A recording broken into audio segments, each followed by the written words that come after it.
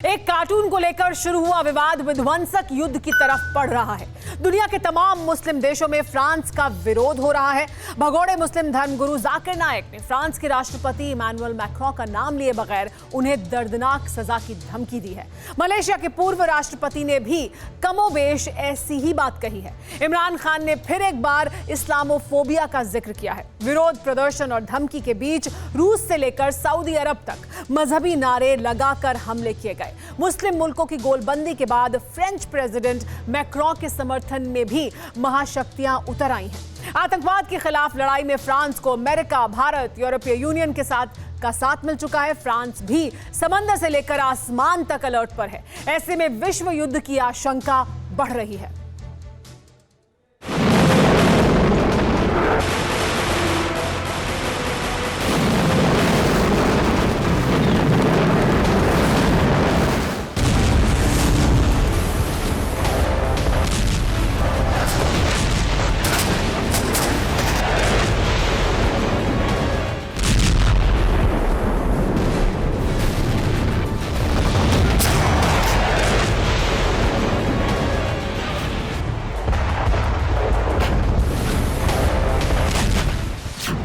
बेहिसाब बारूदी विध्वंस,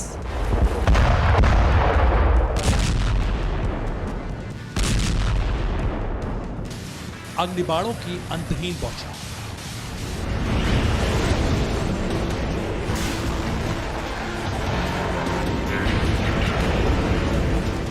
शत्रु संहारक मिसाइलों से प्रचंड प्रहार,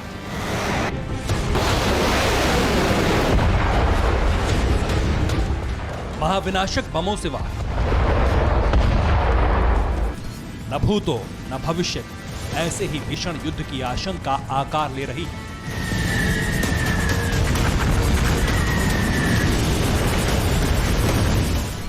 इस्लामिक आतंकवाद के विरुद्ध अंतिम युद्ध के लिए फ्रांस तैयार। दहशतगर्दों की हैवानियत से कराह रहे फ्रांस के खिलाफ कट्टरपंथी आग उगल रहे हैं।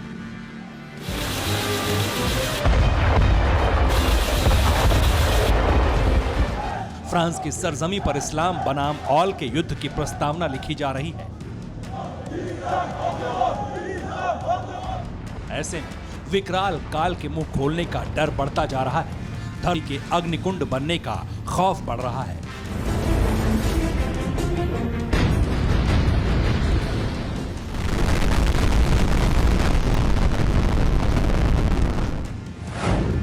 कट्टरवाद विशुद्ध, आतंक के विरुद्ध फ्रांस का युद्ध।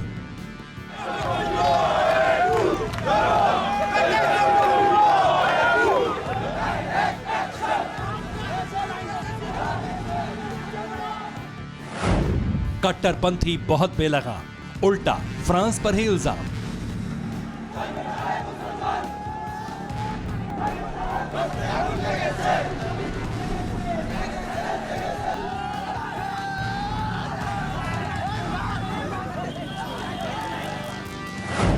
इस्लाम बनाम ऑल, वर्ल्ड वॉर का डर, धरत रही डोल।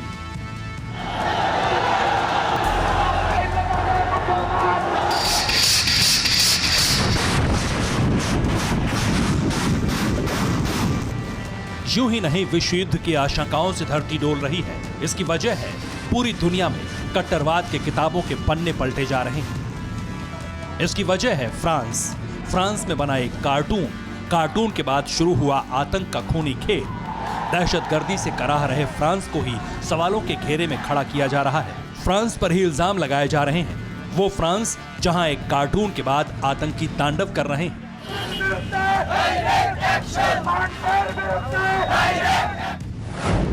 पहले पेरिस में टीचर की गला रेतकर हत्या कर दी गई। फिर नीस के चर्च में चाकू मारकर 3 लोगों को मौत के घाट उतार दिया। चर्च में हुए आतंकी हमले में कई लोग जख्मी हैं।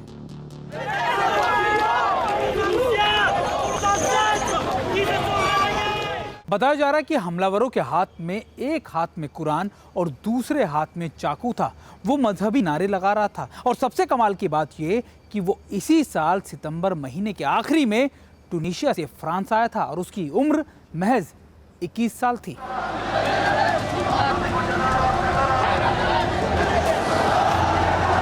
शार्ली हेब्दो नाम की पत्रिका ने छापा था। जिससे आस्था आहत हुई थी।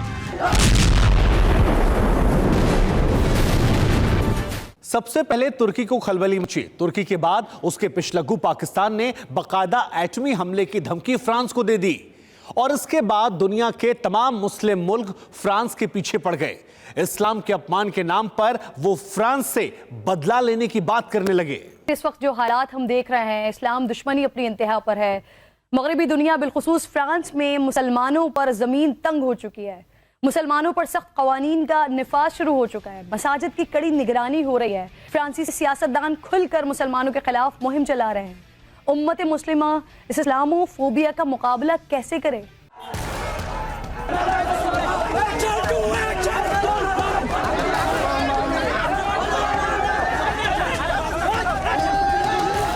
अब जरा समझिए अब तक किस देश से कैसी आवाज उठी है उस फ्रांस के खिलाफ जहां पर कार्टून बना जो आतंकवाद का शिकार है। फ्रांस का पूर्व प्रधानमंत्री महातिर मोहम्मद कहता है, मुस्लिमों को गुस्सा होने और इतिहास में किए गए नरसंहारों के लिए फ्रांस के लाखों लोगों की हत्या करने का हक है। इससे पहले तुर्की के राष्ट्रपति रजब तैयब एर्दोआन और पाकिस्तानी प्रधानमंत्री इमरान खान भी फ्रांस को धमकी दे चुके हैं।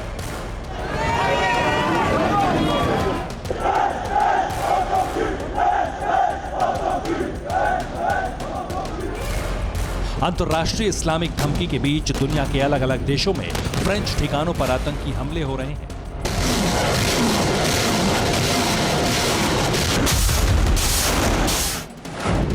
फ्रांस में 3 लोगों की हत्या के बाद सऊदी अरब के जेद्दा में फ्रेंच काउंसुलेट के गार्ड पर हमला किया गया।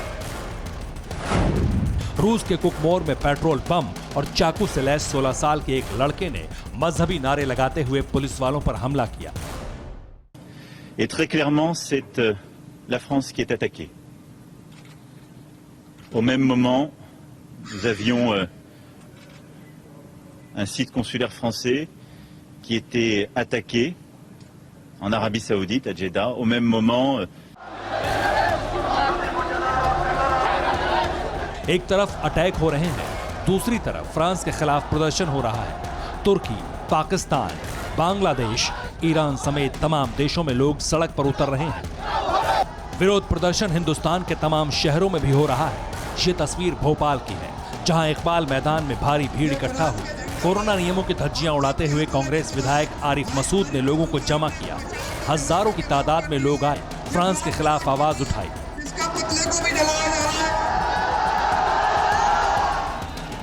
फ्रांस के राष्ट्रपति मैक्रों के खिलाफ विरोध प्रदर्शन करने वाले आरिफ मसूद और करीब 2000 लोगों के खिलाफ मामला दर्ज किया गया है। मध्य प्रदेश की सरकार भी बेहद सख्त है। ये मुंबई के भेंडी बाजार की तस्वीर है, जहां फ्रांस के राष्ट्रपति मैक्रों की तस्वीर सड़क पर लगाकर उसे कुचला गया। देश भर में फ्रांस के खिलाफ मुस्लिमों के प्रदर्शन के बीच हिंदुस्तान की सरकार ने कट्टरपंथ के खिलाफ फ्रांस के साथ रहने की प्रतिबद्धता जताई है। प्रधानमंत्री नरेंद्र मोदी ने साफ कर दिया है कि आतंकवाद के खिलाफ भारत फ्रांस के साथ खड़ा है। सिर्फ फ्रांस को भारत का ही साथ नहीं मिला, दरअसल दुनिया भर की सारी महाशक्तियां इस समय फ्रांस के प्रेसिडेंट के साथ में हैं। सबसे पहले यूरोपियन यूनियन ने फ्रांस का समर्थन किया और उसके बाद अमेरिका भी फ्रांस के साथ आकर खड़ा हो गया।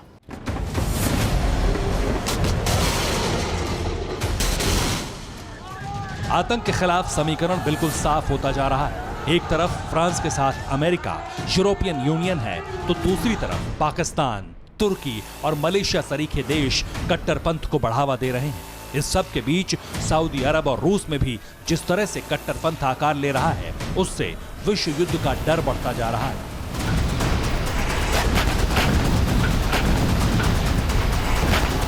यही वजह है कि फ्रांस ने भी तैयारी शुरू कर दी है। किसी भी हमले की आशंका को देखते हुए शहरों में सुरक्षा व्यवस्था कड़ी कर दी गई है।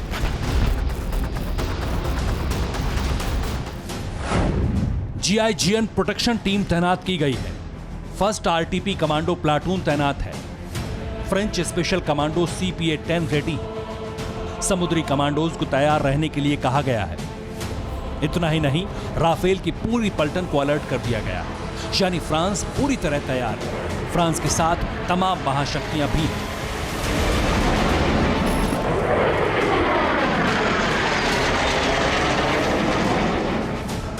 दूसरी तरफ इस्लामिक देशों से लगातार आवाजें उठ रही हैं। यही वजह है कि विश्व युद्ध की आशंकाओं से धरती का एक हिस्सा कांप रहा है।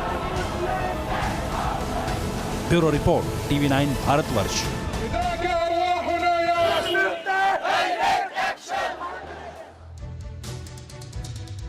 परवाह देश की, सोमवार से शुक्रवार रात 10 बजे TV9 भारतवर्ष पर।